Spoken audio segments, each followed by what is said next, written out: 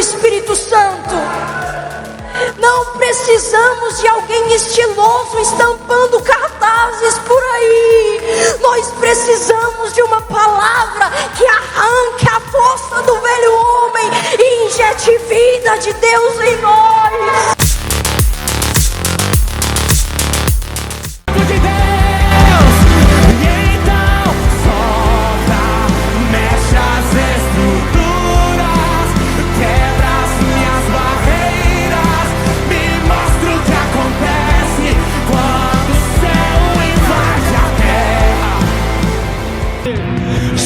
Galopar os cavalos, ouço o leão rugir.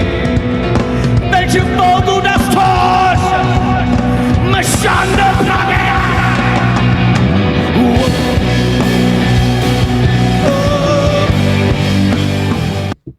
Somos um podcast começou, gente, e nós temos aqui um casal hoje de peso. O currículo deles quase encheu essa minha página, eu vou falar para vocês, é um casal, viu?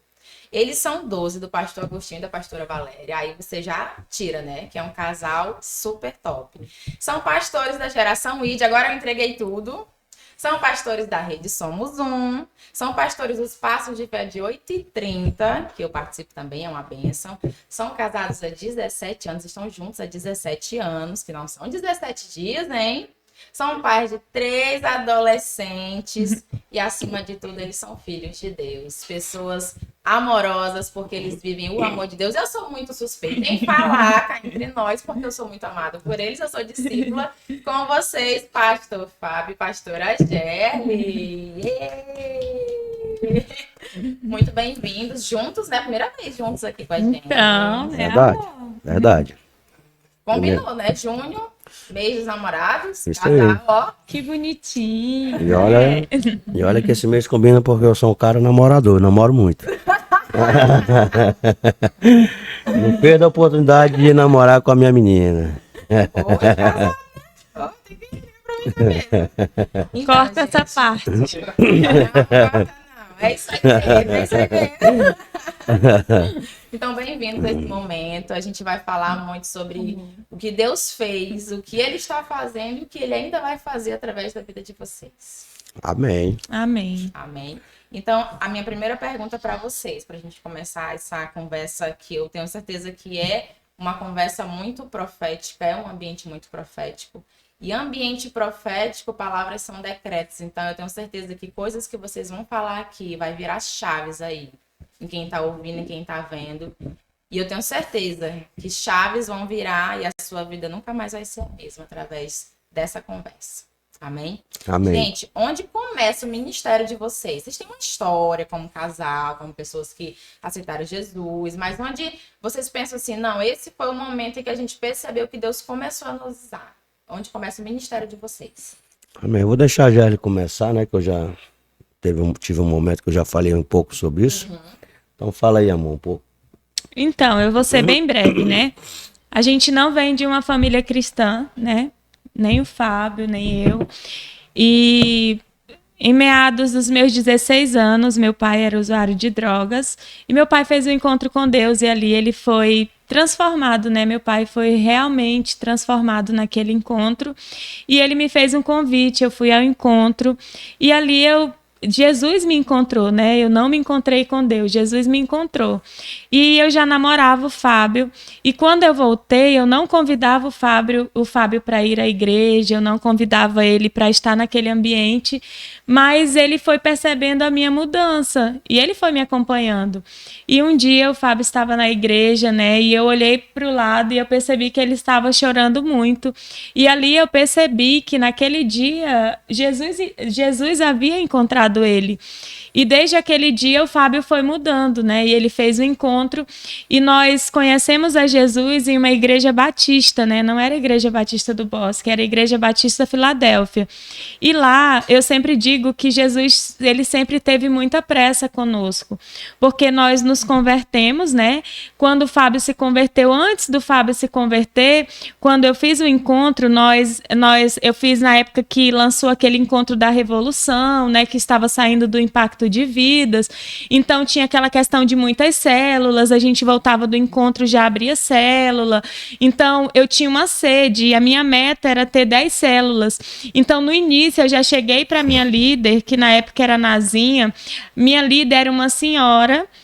Ela era já idosa, né, a Nazinha, que eu amo, e ela trabalhava na cozinha do encontro, e eu cheguei para ela com uma lista, porque eu tinha 10 nomes de pessoas que eu queria abrir uma célula. Então, eu tinha muita sede, e eu vivia isso, mesmo antes do Fábio se converter. Já aconteceu, Suzy, no sábado à tarde, que uma das minhas células era na casa do meu tio, e o meu tio estava com câncer na garganta em estado terminal. Eu morava no Tangará e a casa do meu tio era no Geraldo do Flêming, que era próximo da minha... Não tão próximo, né? Mas eu ia andando com a Bíblia do lado, bem crente mesmo, né? A Bíblia ao lado ali. E aí eu lembro que eu estava indo, eu encontro o Fábio no meio do caminho. E aí o Fábio não era cristão ainda, ele não havia se convertido, então ele não entendia. Ele falou assim... Para onde você está indo? Tá indo para onde? Eu falei, tô indo na casa do meu tio fazer o quê? Eu falei, tô indo fazer uma célula. E naquele momento ele não entendia o que eu estava indo fazer e eu cheguei ali, eu comecei a falar do amor de Jesus e eu ganhei a minha primeira vida para Jesus, que foi o meu tio. Falei do amor de Deus para ele e Jesus o recolheu. E quando Jesus recolheu meu tio e eu tinha convicção que meu tio havia sido salvo, ali eu descobri o verdadeiro amor de Deus, sabe? O amor de Deus assim manifestado. Eu sabia que o evangelho, ele não era um evangelho egoísta, ele era um evangelho que ele podia ser passado para as pessoas. E o Fábio, ele sempre foi uma pessoa de um coração muito generoso. E essa foi uma das características que fez com que eu me apaixonasse por ele. Foi essa empatia, a generosidade, o amor que ele tinha, o cuidado que ele tinha pela família dele. A gente vem de uma família disfuncional. Então, uma família onde era irmãos, todo mundo morando junto, sobrinhos, né? No caso do Fábio, ele morava com a mãe, com a irmã, com as sobrinhas, com os irmãos. Então, era aquela casa com muita gente e ele sempre ajudando todo mundo, sustentando.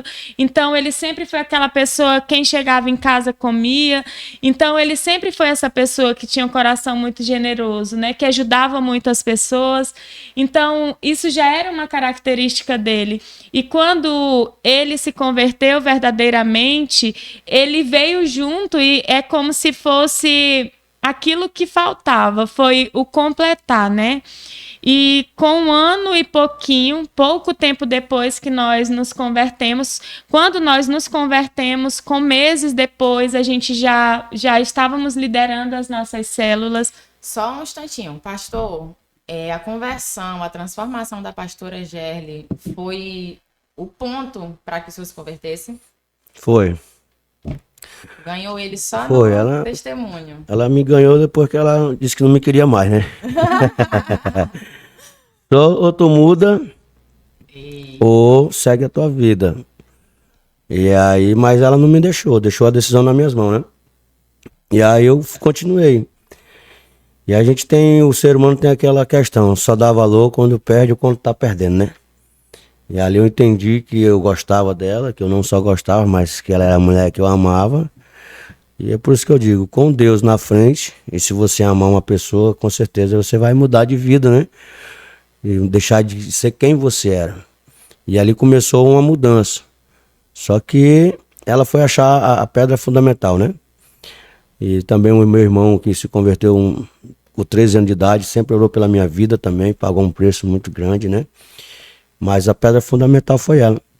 E aí ali começou um processo de mudança, de transformação, de mudança, mas não de querer conhecer a Deus, né? Porque a minha vida era uma embalada muito forte, então eu não imaginava em ser cristão. Amém? Para você ver, o exemplo ganha mais do que você. Porque a senhora podia ter chegado e agora tu tem que se converter porque eu tô convertida. Agora tu tem que ir pra igreja porque eu tô indo também. Tu tem que me seguir. Mas não, foi viver, foi amar Jesus. E através do teu exemplo, É sobre Atraiu ele a isso? Jesus, Ela, O exemplo arrasta, é impressionante, né? Porque ela, quando eu conheci Jesus verdadeiramente, eu conheci o verdadeiro amor. Então, eu digo que Jesus me encontrou. Então, Jesus para mim era o suficiente. Então, eu queria que as pessoas vivessem aquilo. Uau, isso é E muito forte. o amor que eu encontrei naquele lugar era tão grande que era maior do que o amor que eu tinha por ele, né? Nossa, que lindo isso. quando ela chegou, ela disse pra líder dela assim, eu deixo o Fábio, eu vou deixar o Fábio. Porque o Fábio não presta, né? O Fábio é sem vergonha. O Fábio não vai mudar. Ainda bem que a líder dela era crente, né?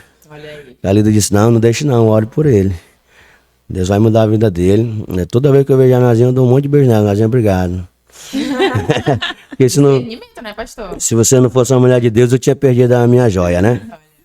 E aí quando a Joia vai pro encontro, que ela volta, que ela diz assim, agora não tem mais beijo, não tem mais sexo, não tem mais nada. Aí eu digo, rapaz, tu foi se encontrar com quem mesmo aí? Nesse encontro, foi com Deus ou foi com o diabo? Porque saiu daqui normal, né? Ela saiu de lá normal. E voltou transformada. Mas pra gente que não conhece a Deus, a pessoa volta doida, religiosa. Mas não, ela volta entendendo o que é o caminho, né? Porque depois que eu me encontrei com Deus, eu entendi, né? Que tudo aquilo ali era certo e que eu ia viver aquilo e mais um pouco ainda. Esse é o impacto. Pastora converteu, pastor sim, né? Agora. E aí, como é que começa essa junção? Aí continuaram namorando Isso. a parte da liderança. Aí nós éramos namorados. O Fábio me pede em casamento, né? Quando ele volta do encontro, ele já me pede em casamento. Então, eu era muito jovem, né? Meu pai, eu sempre fui muito obediente ao meu pai, sempre fui uma pessoa muito obediente, né? Ao meu pai. Então, foi um choque, né? Para minha família. Só que nós não noivamos, assim, oficialmente, assim que chegamos do encontro, né? Eu lembro que no dia do meu aniversário, né? Dentro da chácara, no dia do meu aniversário, eu estava servindo em um encontro. Ali ele preparou, né, todo o ambiente, ali ele comprou as alianças, nós noivamos, nós fizemos um voto com Deus, né, de santidade, de ter o nosso tempo com Deus, e nós ficamos mais de ano, né, orando a Deus para que Deus abençoasse. Nós casamos, né, nosso casamento foi ali uma aliança mesmo que nós fizemos com o Senhor. Nós casamos, exercemos o nosso ministério. Depois que a gente casou, com pouco tempo depois, a gente assumiu uma geração na igreja e nós assumimos a rede de jovens. Não foi, amor? Isso mesmo. Com 1 ano e 8 meses, a gente assumiu o discipulado do pastor, né? Uma geração. E depois a gente já, na mesma semana, a gente já assumiu a rede de jovens, né? Que era a rede Revolução Jovem. E realmente ele foi uma revolução, tanto no meio da juventude como na nossa vida, né? E a Filadélfia, eu costumo dizer que é a nossa casa, né? O filho nasce, cresce, mas um dia ele cria asa e quer voar, né? Como diz aquela música do Zezé de Camargo e Luciano, né? E eu creio que foi o que aconteceu com a gente, mas a Filadélfia é a nossa igreja, né? Do coração, a igreja que nos ensinou tudo que nós sabemos, até chegar aqui no Bosque, nós aprendemos lá. Então ali Deus nos ensinou a liderar jovens, Deus nos ensinou a honrar, a ser fiel, a ser leal, né? Pastores maravilhosos ali que passaram pela nossa vida, pessoas maravilhosas. E ali nós assumimos aquela rede, tinha uns 40 jovens, mais ou menos. E quando nós saímos da liderança, tinha quase 250 jovens, mais ou menos. Então foi algo assim extraordinário, né? Sério, o trabalho que Deus nos usou para fazer naquele lugar marcou a vida daquela galera. E marcou as nossas vidas mais ainda, né? Como liderança. Foi 3 anos, quase 4 anos, né, amor? Na verdade, no ano de 2000, acredito que nós assumimos a rede de jovens. Não lembro ao certo, não sei se foi no ano de 2012, né, Fábio? Nós assumimos a rede de jovens. Eu não lembro ao certo a data, né? Mas foi um grande desafio, nós éramos muito jovens, né? E ali nasceu, liderar jovens sempre foi... Pra gente, nunca foi um trabalho, sempre foi uma satisfação mesmo. A gente sempre teve essa linguagem, né? O Fábio sempre amou mesmo essa galera, sempre teve essa linguagem mais jovens. E nós desenvolvemos um trabalho ali como o Fábio falou, né? A gente nasceu na Batista Filadélfia e quando nós chegamos na Batista do Bosque, nós vivemos uma nova fase no nosso ministério. Nós nos encontramos, né? Nós chegamos no Bosque e foi uma transição, porque a igreja que nós éramos saiu desse processo de visão G12, né? E nós decidimos viemos com a bênção dos nossos pastores e chegamos no Bosque e foi tudo novo. Nós queríamos apenas sentar na cadeira e receber de Deus, não era, amor? Cuidar da nossa célula. Mas Deus, quando a gente tem um chamado de Deus, quando Deus nos escolhe, a gente não consegue ficar apenas sentado, né?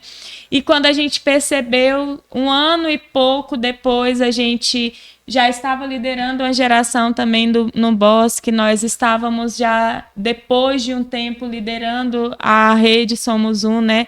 E foram etapas, foram processos vividos nas nossas vidas. E no Bosque foi o tempo que nós dizemos, o tempo do amadurecimento.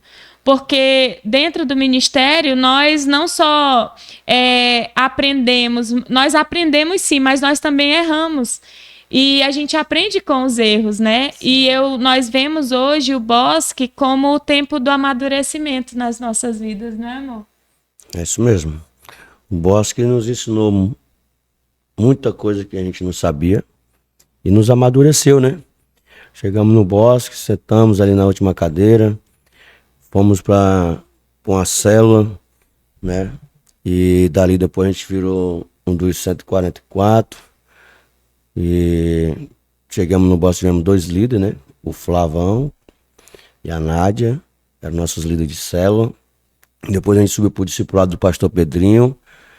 E depois do pastor Pedrinho, hoje nós estamos no discipulado do pastor Agostinho, né? Que é o processo do G12, né? Isso. E o interessante, algo que nos marcou, é porque quando nós chegamos no Bosque, a gente já tinha uma história de ministério, né?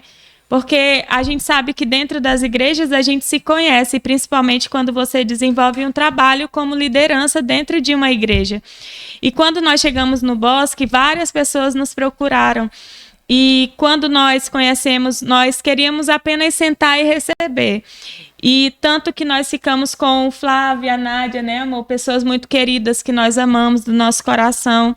E quando nós sentamos com o pastor Pedro, o diferencial é porque quando eles sentaram para nos ouvir, nós não sentimos que eles nos queriam por aquilo que nós podíamos oferecer, mas por quem nós éramos.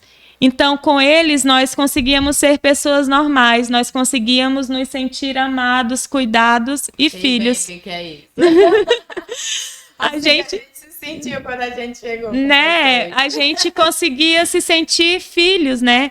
E quando nós passamos pela transição de nos tornar discípulos do pastor Agostinho, da pastora Valéria, né? A gente vê como uma honra de Deus. Nós temos o pastor Agostinho e a pastora Valéria como os nossos pais espirituais, né, amor? Nós temos, assim, um amor. Eles são mais do que pastores, são pais, né, amor? Isso mesmo. São amigos, são pessoas que estão perto. Nós amamos os nossos pastores.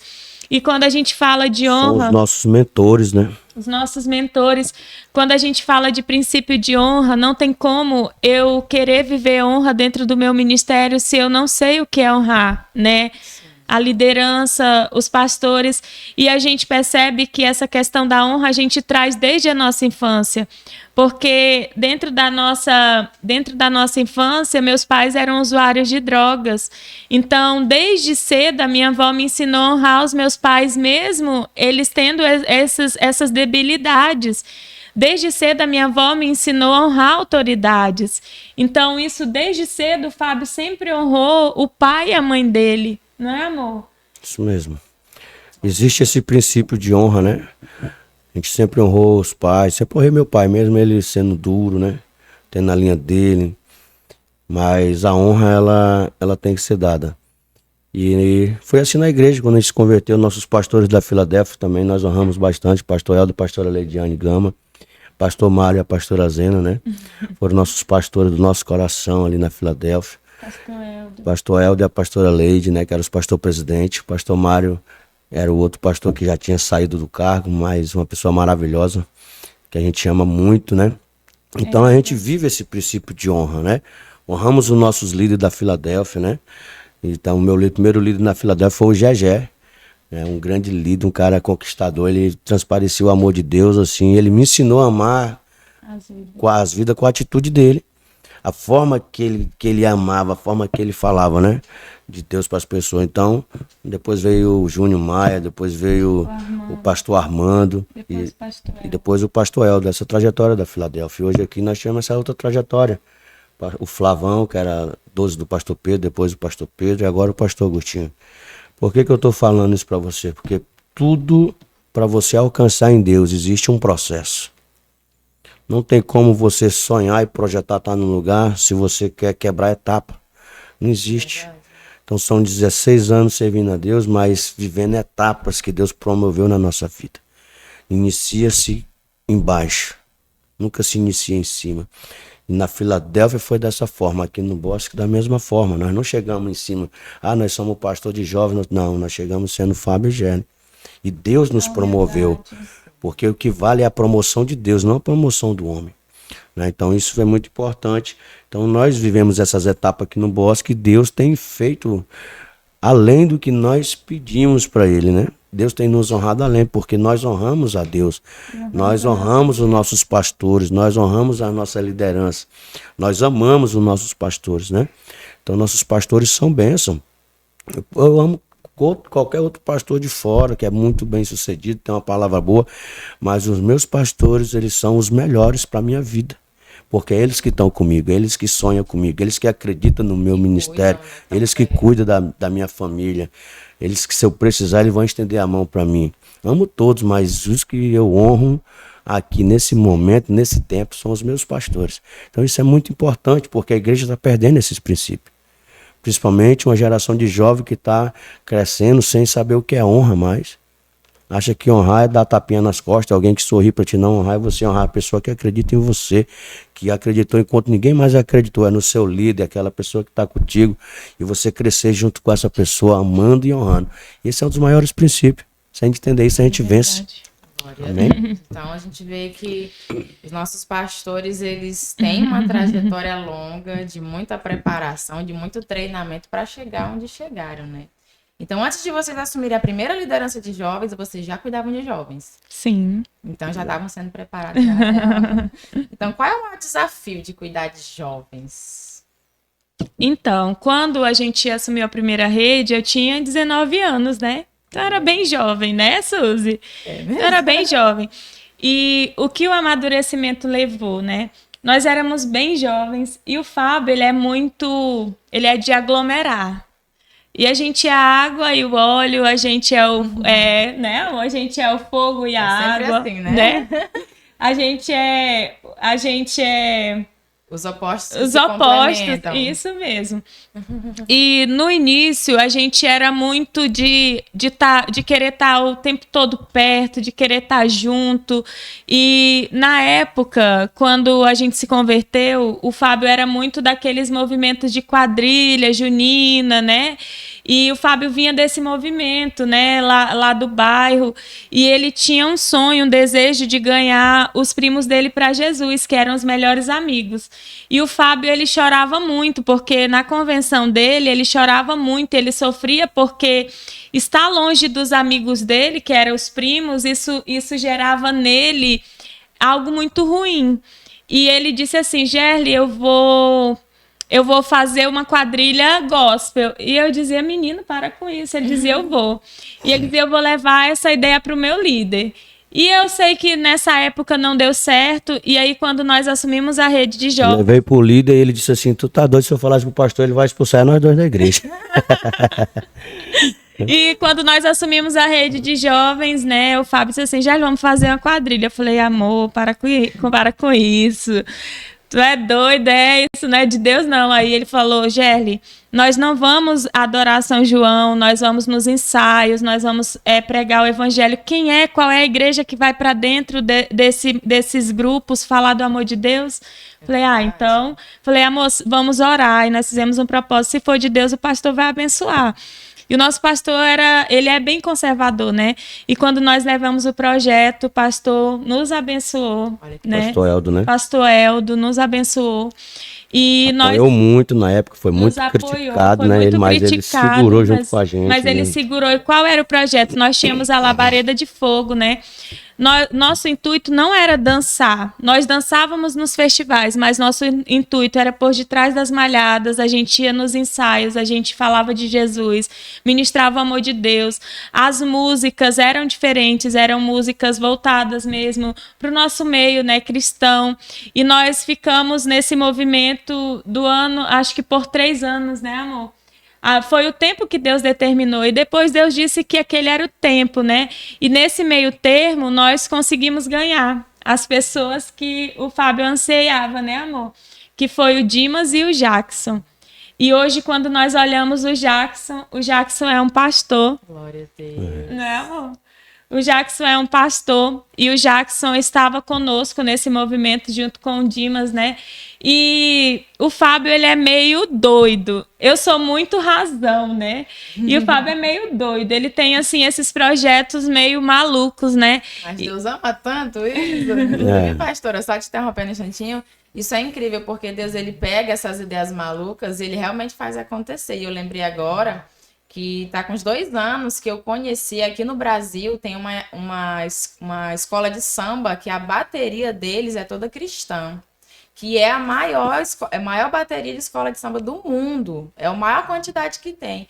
E todos os carnavais, eles caem na rua para cantar músicas cristãs e evangelizar. Então é loucura para religiosidade, é loucura para uma igreja religiosa, mas se você for pensar no contexto de vidas, de amor, de alma, do coração de Deus, não é loucura, é algo completamente normal, porque como é que se ganha vidas? Não é indo lá no ambiente onde eles estão? É verdade. Então isso é algo de Deus, né? É muito de Deus isso. Isso E mesmo, assim, a gente precisa só ter uma preparação, né? Não era só ir lá, né, amor? A gente tinha uma estrutura espiritual, nós tínhamos a cobertura dos nossos pastores, dos nossos líderes. A intercessão da nossa igreja estava com a gente. Os pastores, pastor Mário, a pastora Zena, nossos pastores sempre, eles iam nas apresentações com a gente, eles estavam lá orando, intercedendo. E a gente passava um ensinamento para os discípulos que estavam lá, que iam apresentar. Então, às vezes, a gente diz, o fulano vai fazer isso aí, vai desviar. Vai, se ele não se preparar, se não tiver uma cobertura, se não for para Deus, se for para você, nem faça. Sim. Se for para o seu ego, não faça, mas se for uma direção de Deus, faça, mas faça certo, faça com propósito, né? Entendendo a autoridade de Deus, se declarando, jejuando, pagando preço, entendeu? Mas isso a gente só faz quando Deus manda. Né? Isso a gente só faz quando Deus manda. Porque senão você se torna um menino emocionado, né? Você tem que ir numa direção, num propósito. E o nosso propósito era ganhar os meus primos. Depois que nós ganhamos nossos primos, ganhar muitas vidas ali no meio das quadrilhas. Então nós tínhamos uma quadrilha, nossa quadrilha era Pau Quentado Tangará. Né? E depois que a gente saiu, a nossa quadrilha foi Labareda de Fogo. E o que aconteceu? Existia 24 quadrilhas no movimento. Quando nós passamos 3 anos com esse projeto. Quando nós terminamos o projeto, só tinha 13 quadrilhas. Então a maioria, quase 50% da galera se converteu e entraram nas igrejas do Acre e aí foram mudando de vida.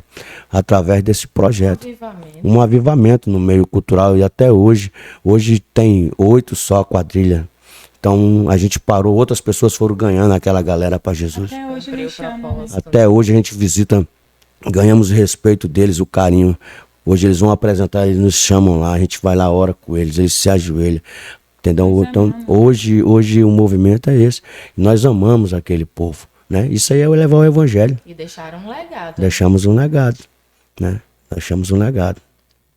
Pois é, nossa, é bem desafiador, mas quando você está debaixo de um comando, debaixo de uma palavra do Senhor, acontece, porque é Deus quem está mandando. Né? É verdade, é o respaldo, né? É o respaldo de Deus. Então, qual é esse desafio de cuidar de jovens? Como é que posso dizer? É a fase?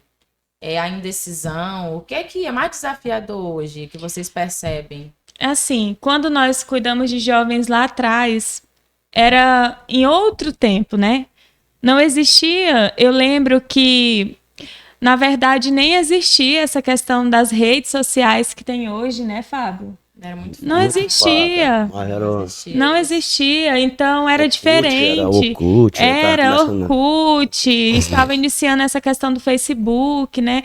É diferente. Então hoje a gente vive nessa era tecnológica, onde as pessoas vivem muito de aparência. Naquela época era mais fácil a gente dizer, olha, vamos fazer um plano de leitura no livro tal, as pessoas buscavam mais, liam mais, né? As pessoas sabiam manusear a Bíblia. Hoje é uma era tecnológica, é tudo no telefone, é diferente, né? Hoje é muito mais desafiador. Hoje a gente vê que a juventude, essa ansiedade, é o anseio por ter coisas, o anseio por alcançar coisas. A gente associa muito o bem-estar e a alegria passar no Enem, ter uma boa faculdade, ter uma boa formação, uma boa casa, um bom carro. Isso tudo vai nos gerando muita ansiedade, né? Então é muito desafiador. Na verdade, a igreja que nós liderávamos, aí eu falo da igreja, não igreja instituição, mas a igreja, o povo que nós liderávamos lá atrás, há anos atrás, é diferente do povo da juventude que nós lideramos hoje. Então nós tivemos o quê? Que nos reinventar.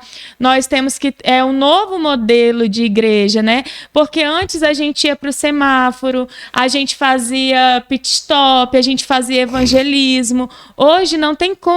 Se você for reunir a galera para você fazer um evangelismo, um não está fazendo cursinho, o outro está fazendo outra coisa, e a gente precisa entender a realidade da nossa juventude, né? Então, tudo é diferente, a gente precisa se atualizar, novas estratégias. As armas que a gente, claro que a Bíblia, ela é muito atual, né? Mas as estratégias são novas, não é, amor? Então é diferente hoje, é diferente. A gente tem que estar antenado, né, amor? Estar ligado na direção que o Senhor nos dá, né? Nas direções. Isso mesmo. A gente tem que viver, né, a direção de Deus. E a juventude é o futuro da igreja.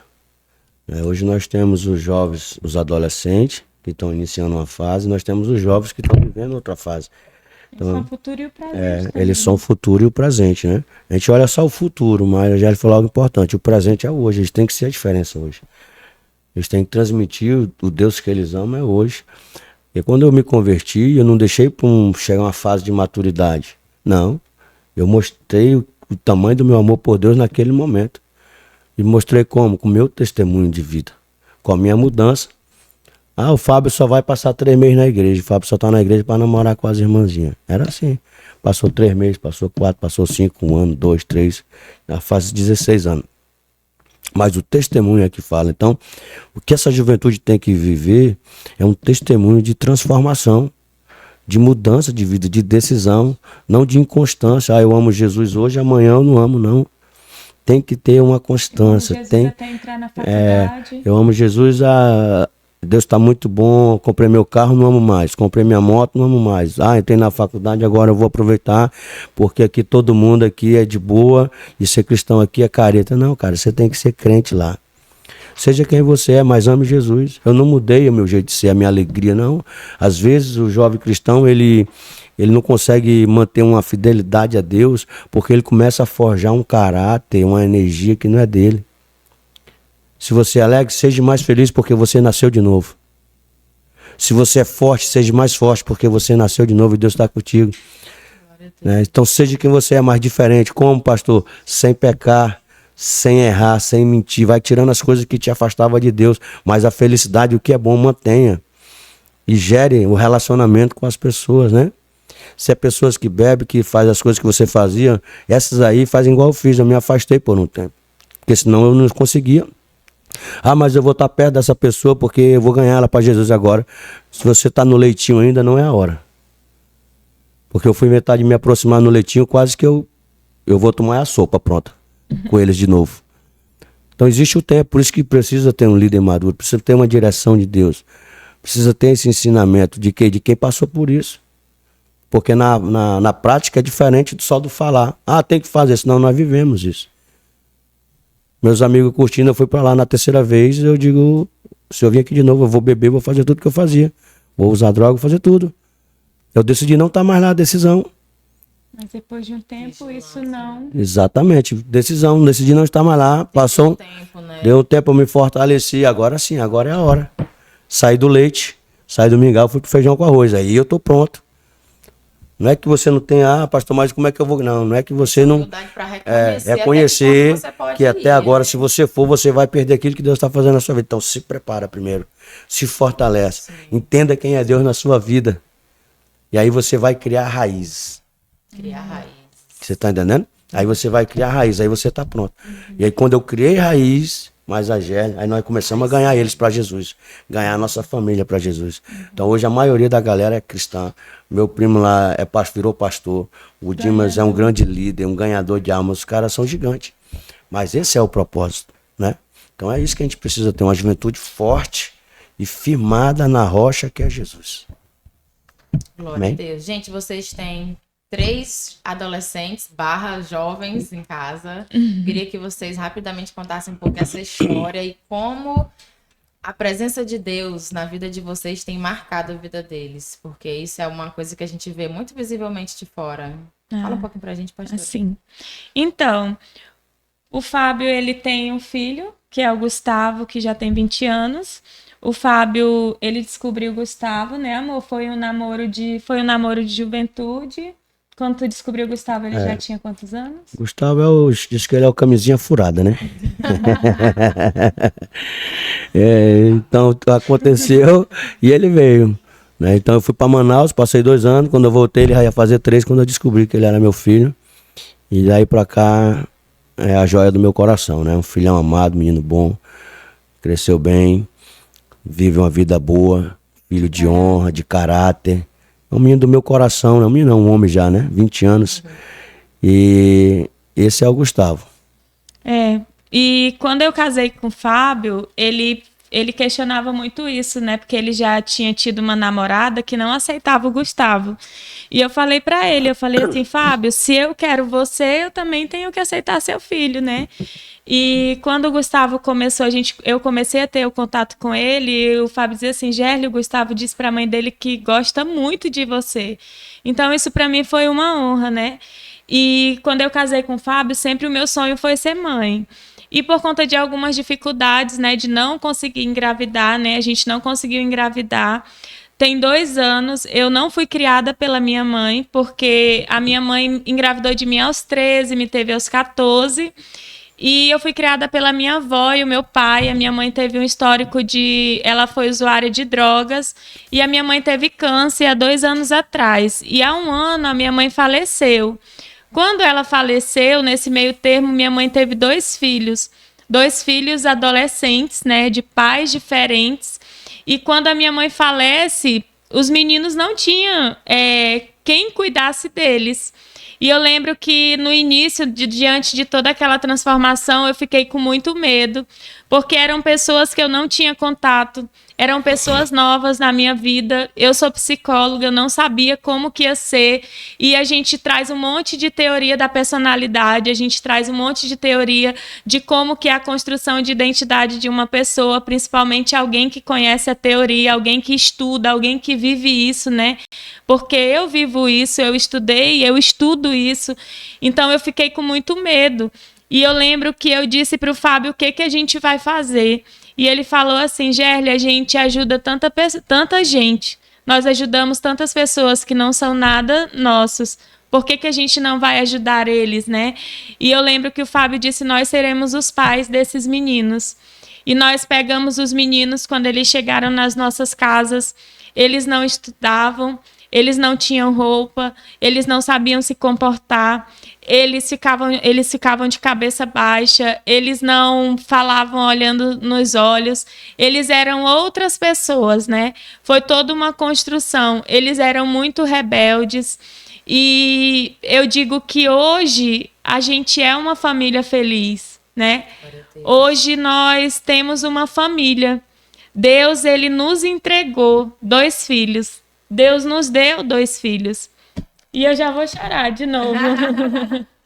E é muito visível isso, porque a gente acompanhou quase, né? Só não o Gustavo, mas o Alisson a gente viu desde o começo. Sim. E a gente comenta, às vezes, esse testemunho de vocês, a gente percebe, a gente fala assim, poxa, quando eles chegaram, Eles tinham determinados comportamentos, eles nem sabiam falar, se comportar. Hoje a gente chega num lugar, o Alisson diz, oi, Suzy, oi, Gabriel, vem cumprimentar a gente, coisa que eles não faziam, né? Então, isso é muito incrível, é por isso que eu lhe falei, a gente vê de fora essa mudança, a forma como eles falam. Às vezes o Alisson manda mensagem pro Gabriel, isso é normal, é isso que tá acontecendo, aquela menina, como é que eu falo? Então, assim, para uma pessoa querer mandar mensagem, se relacionar, pedir opinião e conselho, é porque ela tá muito diferente, né? Então eu vejo verdade. que a presença de Deus na vida de vocês, principalmente além das instruções, é claro, Isso. fez muita diferença na vida E deles. assim, os meninos, eles não tinham o básico, né? Eles não tinham o básico que uma pessoa precisa para viver. E o que acontece? Hoje eles têm uma família. Hoje o Fábio é um pai, leva para a escola, né? Eu sou uma mãe. Nós tivemos que abrir mão de muitas coisas e uma delas foi abrir mão. Eu tive que abrir mão recentemente de um dos meus trabalhos, né, para eu poder ter mais tempo, né, para estar com a minha família. Então, eu entendo que hoje ser mãe é muitas vezes você sacrificar algumas coisas, né, amor? Ser pai, é isso, maternidade é isso. É muito lindo, pastora. Pode continuar. Ser mãe é isso, né? Você sacrificar algumas coisas. E eu louvo a Deus, né? Pela pessoa que o Fábio é. Porque quando a gente fala a Bíblia, ela fala que Deus muda histórias, né? A Bíblia fala sobre o papel, sobre o sacerdócio, sobre o papel do homem, sobre o papel da mulher. E nós vivemos isso na prática. Algo que Deus tem falado muito ao meu coração é que, se a gente for olhar na genealogia de Jesus, as duas primeiras mulheres que aparecem é Tamar e Raabe. Quem era Tamar? Tamar era uma mulher que sonhava em ser mãe, né?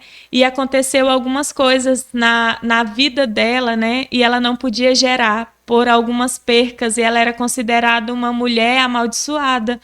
E ela se deita com o seu sogro, se finge ali de uma prostituta, e ela engravida do seu sogro, né? Ela ali é tida como uma mentirosa, e Raabe era uma prostituta. E isso mostra o quê? Que Deus muda a história.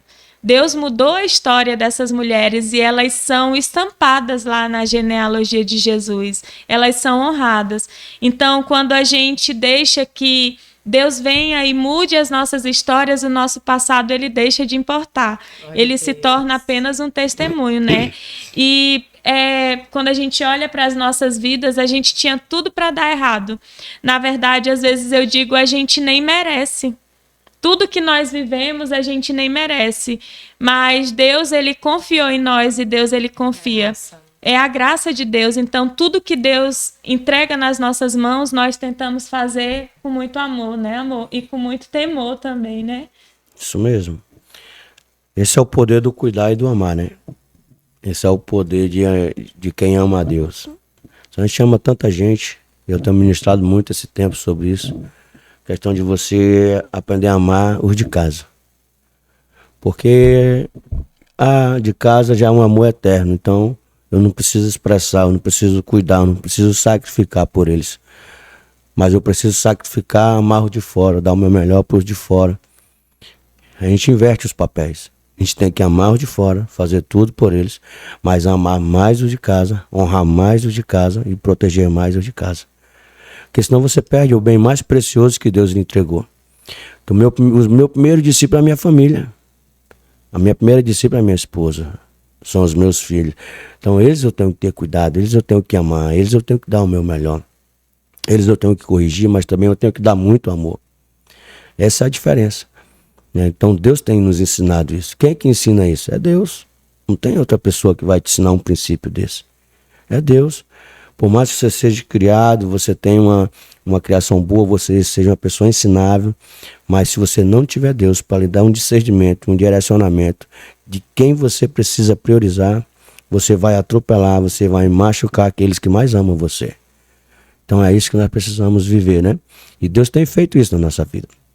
Então pra gente é um prazer amar a Deus e é um prazer amar a nossa família. Glória a Deus. Amém. Então vamos ao Congresso Enraizado. Então. Que tá chegando. Falta o quê? 2 meses? Isso. Menos de 2 meses, né? Pastor é o nome mais top. Tô claro, todo mundo é top. Vão vir 3 pessoas muito abençoadas, mas tem um nome aí que tá fazendo um barulho nas redes sociais. Diga lá, pastor. Que é o Jason Lee Jones. Eita, americano cheio do fogo. Cheio do fogo. O homem é labareda Nós de estamos fogo. com muitas expectativas, primeiro em Deus, né? E nós cremos em tudo que Deus vai fazer. E o Jason vai vir, né, junto com ele, Karen Cardim e Gabriel Júnior. E fora isso, nós teremos muitas pessoas daqui. A gente fala muito das pessoas que vêm de fora. Mas aqui no Acre, existem muitas pessoas boas que você também vai se surpreender, viu? Você vai se surpreender. Muitas pessoas boas aqui no Acre, tem muitas pérolas. E vai ser muito bom, gente. Tem uns muito bom profetas mesmo. jovens aí que vão estar ministrando, vai ser uma bênção também, né? E assim, o Enraizados, né? O tema desse ano é Yeshua. Ano passado foi Vivendo para a Eternidade, né? E Deus colocou isso aos nossos corações, né? Esse ano nós vamos falar muito de Jesus, falar muito de salvação. O centro de tudo. O centro de tudo. Porque não tem como, não existe evangelho sem salvação, né, Suzy? Evangelho não é só conquistar coisas. Na verdade, a maior conquista já foi conquistada lá no madeiro, né? Através de Jesus, através da cruz. Então, nós estamos com muitas expectativas naquilo que Deus vai fazer, né, amor? Pastora, a senhora acha que a gente está vivendo um tempo onde a nossa geração, talvez, eu imagino, pelo que eu percebo, pelo que eu assisto, não sabe qual é a essência do evangelho? A senhora acha que ainda tem muito isso? Ou nós já chegamos a entender o que realmente é o evangelho? Porque, na verdade, antes, assim, quando nós nos convertemos, né, Suzy, que já tem um tempo, falava-se muito a respeito da salvação, né? Falava muito arrependimento. E hoje a gente vive uma geração onde muitas vezes a gente tem que ter todo esse cuidado, né? Porque a gente nem pode mais falar como se falava antes. Como se falava antes. Claro que a gente tem que ter o respeito pelo outro. A gente não pode brincar com os sentimentos e com as emoções. Mas não existe evangelho sem salvação, sem Jesus. Não existe evangelho sem arrependimento e sem renúncia, né? Não existe, sem sacrifício. Só que a transformação, ela vem de dentro para fora, né? A gente vem para Jesus e, através dele, algumas coisas vão sendo transformadas em nós, não é verdade? É através de Jesus. A gente só consegue mudar através dele. Através dele. Quando a gente encontra esse amor verdadeiro, né? Glória a Deus. É isso Mais mesmo. alguns detalhes aí do nosso congresso? Então, data? gente, tem muita coisa boa. Nós temos novidades. Vai ser o maior congresso de jovens do estado do Acre. A gente fala muito, né, das pessoas que vão vir. E, de fato, nós temos orado, né? Nós temos orado mesmo. Deus tem levantado uma equipe de guerreiros, né? Pessoas que têm orado. Nós temos nos consagrado, né? Buscado ao Senhor. Mas tem muita coisa boa. Nós teremos oficinas, né, amor, dentro do congresso. Você não vai vir só receber, você vai vir aprender muita coisa boa. Isso é uma novidade, hein? Vai ter muitas oficinas, né, Fábio? Fala aí um pouquinho, amor. É isso aí, vai ter umas oficinas, vamos ter um tempo com os pastores de jovens, né? E vão estar sendo ministrados por alguns que vão estar aqui com a gente. Vai ter uma palestra para eles, um treinamento ali, vamos tirar um momento. E vai ser algo extraordinário, né? Até com o Jason mesmo, nós queremos ter um momento aí com as lideranças, com a galera dos louvores. Fazer podcast com eles, com os convidados? Vamos, Sim, com certeza. com certeza, vai ser uma bênção, né? Então, o congresso, ele já é a nossa 3ª edição, né? Então, eu creio que a cada ano Deus tem nos surpreendido. E os nossos jovens, eles têm crescido. Os nossos jovens, que eu digo, não só os jovens da Igreja Batista do Bosque, mas os jovens de todas as igrejas, né? Que o Congresso Enraizado, ele é um congresso estadual, não é um congresso do Bosque, é um congresso estadual, onde a gente agrega toda a nossa juventude do Acre. Então essa é a intenção, que a juventude seja ali ministrado, sejam ativados. E eles criem raiz aonde, pastor Fábio? Em Deus, e que eles vão para a sua igreja. E lá eles criem raízes ali, que eles ensinem outros jovens e que eles cresçam ali. Porque o avivamento, ele não acontece só se for numa igreja só. O avivamento é quando várias igrejas estão vivendo aquilo. amando Jesus, tendo um entendimento da convenção genuína, entendendo que Deus está no centro de tudo. Então, o enraizado é isso, né? Então, nós vamos trazer esse congresso para abençoar o estado do Acre. E nós acabamos de saber que tem pessoas de outros estados, né, Suzy? Sim. Do Maranhão, tem pessoas de outros estados, gente, que estão procurando porque querem vir de outros estados para enraizados aqui no Acre. E você, que é do Acre, que não tem custo nenhum a não ser o primeiro lote, O ingresso, R$50. Não vai pagar Gente, passagem, não vai pagar nada. avião. Não acredito. Vai ser, Corre e faz logo a tua inscrição. vai ser sobrenatural esse Agosto, enraizado. né, pastora? Agosto, dia 9 e 10 de agosto, na Catedral Batista do Bosque. Detalhe, o primeiro lote é R$50, o segundo lote já vai subir o preço, viu, gente? Porque ele é bem mais agitado, né, amor? E eu sou mais relax, eu sou mais tranquila, né? E antes, no início, a gente tinha muitas brigas, porque eu queria que ele fosse aquilo que eu esperava e ele queria que eu fosse da mesma forma, que eu acompanhasse o ritmo dele. E hoje não. Hoje é tudo leve, né, Fábio? Porque a gente consegue entender. E por isso que se torna mais fácil, muitas vezes até de a gente conseguir entender os discípulos. A gente entende que cada pessoa tem as suas particularidades, né, amor? Isso mesmo. Leva tempo, né? Leva Não é tempo. da noite pro dia, não. casamento é algo que se constrói, não chega pronto, né? Isso mesmo. Tem um tempo, né? Mas se você Tem que tiver perseverar. focado em Deus, Deus vai dar a direção, né? Deus vai nos ensinar. Então hoje a gente consegue viver isso. A gente consegue priorizar. No meio de toda essa correria, nós temos o nosso dia, né? O dia da Segunda, família. gente, foi O dia. assim. Nós temos nosso dia. Segunda-feira a gente foi pro circo, leva os meninos e tal. Sai pra jantar. Então a gente tem o nosso tempo de família, né?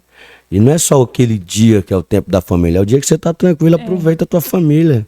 Curte aquele momento. Se é pra descansar, descansa junto. Se é pra ir tomar um banho ali, comer uma farofa de ovo, vai lá. Algo faz que a uma gente pipoca. Não é sobre riqueza Não, ou não é dinheiro, sobre mas riqueza ou ser dinheiro. feliz com o que No você dia tem, hoje eu né? tô folgado de grana, então eu vou honrar minha família, vou levar no canto top. Beleza, hoje eu não tô, faz uma pipoquinha em casa, curte com A gente aprendeu isso, porque no início a gente dizia assim, tal dia da família.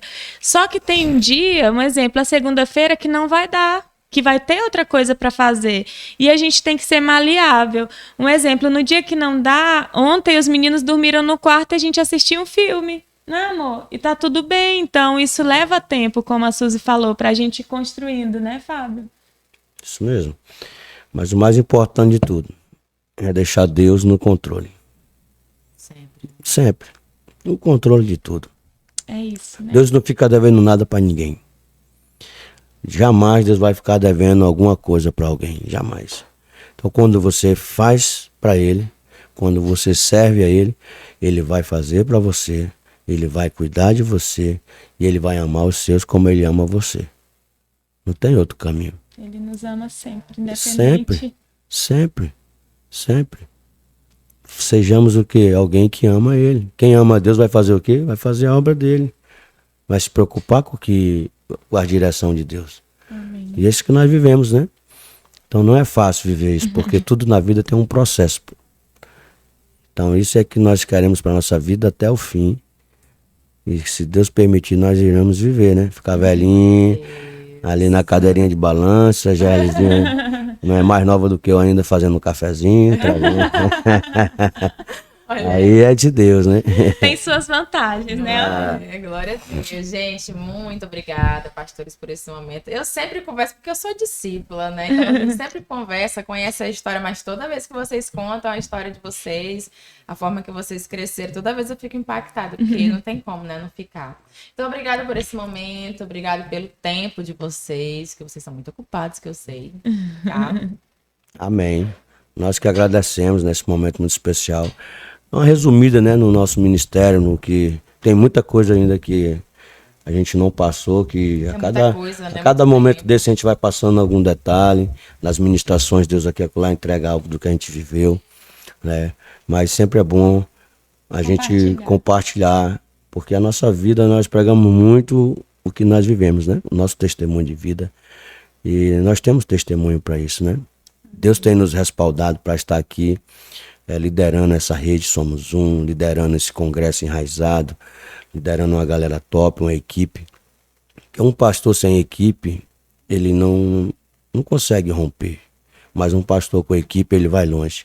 E nós amamos a nossa igreja, nós amamos a nossa equipe, nós amamos os nossos discípulos, porque são jovens que estão se separando para amar Jesus e para fazer a obra dele.